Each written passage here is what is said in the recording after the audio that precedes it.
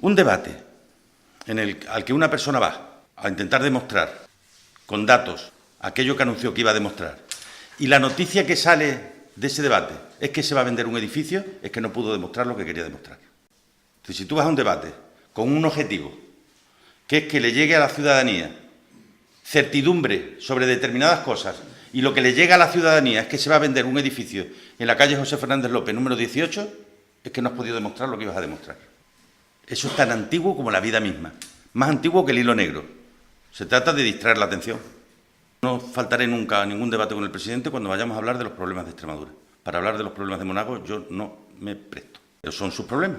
Yo estoy dispuesto a hablar siempre que vayamos a hablar de los problemas de la gente. De los suyos no. De los suyos que hablé.